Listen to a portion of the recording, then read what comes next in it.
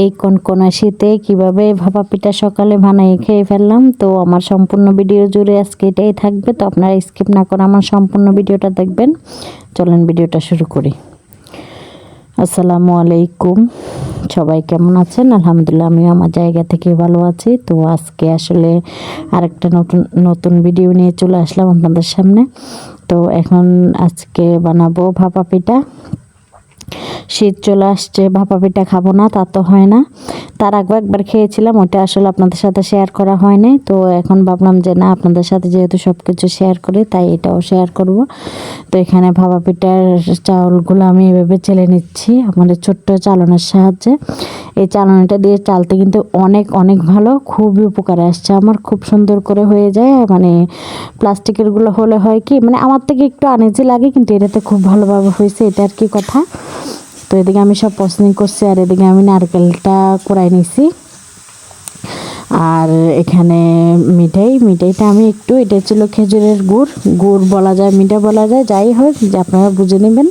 আমি এটাকে একটু বটির সাহায্যে একটু ছোট ছোট করে পিস করে কেটে নিয়েছি। সকালে ধোয়া ওটা ভাপা পিঠা খাওয়ার তো মজাই আলাদা, এটা তো আর তুলনা নেই। আর এখানে ভাপা পিঠা আসলে গতকালকে সব কিছু প্রসেসিং করে রাখছিলাম, আর আজকে বানাচ্ছি। আজকে দোকানে কিছু ভাইদের জন্য দিব, আর আমরা খাবো আর কি। কালকে একটু বেশি করে করছিলাম, আমরা বিকেলও মানে খাইছিলাম।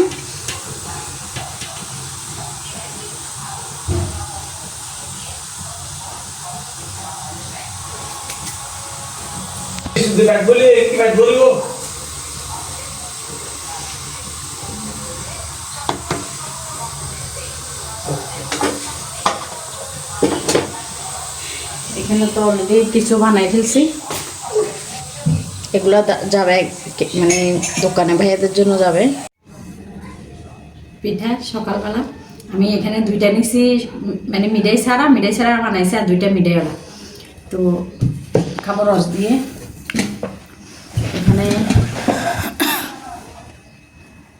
এখানে আপনাদের ভাইয়া রস নিয়ে আসছিল, অনলাইন থেকে নিয়ে আসছিল। এখন তো রস মানে সোনার দাম হয়ে গেছে, আর দাম ব্যাপার না, কিন্তু পাওয়া যায় না, সমস্যা হচ্ছে এটা। তো উনি অনলাইন থেকে নিয়ে আসছে। আমরা কিন্তু গতকালকে বিকেলে বেশি নিয়ে ফেলছি, গতকালকে বিকেলে রস দিয়ে খাইছিলাম সবাই, মিঠাই দিয়ে বানাইনি। তো আজকে সকালে আমি রস দিয়ে খাওয়াম, তো রসটাই ভালো লাগে মিঠাই থেকে। তো খাচ্ছি পিঠাটা, দেখেন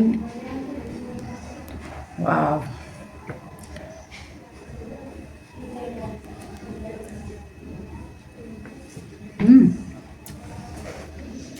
আসলে অরিজিনাল রসের খুশবুটা, যারা তো অরিজিনাল রস খান তারা তো অবশ্যই জানেন, এটা তো বলার আর কিছু নেই। মুখে যেতে একটা আলহামদুলিল্লাহ অনেক একটা তৃপ্তি কাজ করে আর কি, খুবই মজাদার আলহামদুলিল্লাহ।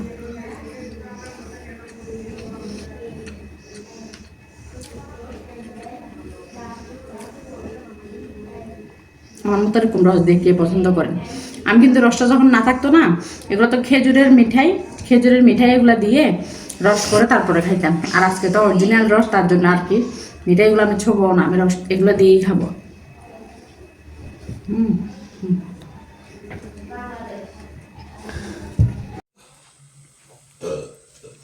এরকম সকাল সকাল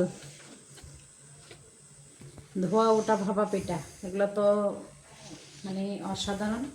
তো এগুলো আসলে চলে যাবে, এখানে 10 পিস আছে, 10 পিস ভাইয়াদের জন্য চলে যাবে দোকানের, আপনাদের ভাইয়া নিয়ে যাবে সবার জন্য। এগুলো এখন প্যাকেট করবে। নাও এগুলো তুমি তাড়াতাড়ি প্রসেসিং করে ফেলো। এই তো ভাইয়াদের জন্য প্যাকেট করে ফেলতেছে আপনাদের ভাইয়া। আর ভাইয়ারা, যদি আপনারা আমার ভিডিওটা দেখেন তাহলে অবশ্যই কমেন্টসে জানাবেন কেমন হয়েছে পিঠাগুলো, আপনাদের ভালো লেগেছে নাকি। তো ভিডিওটা শেষ করি, আল্লাহ হাফেজ, আসসালামু আলাইকুম।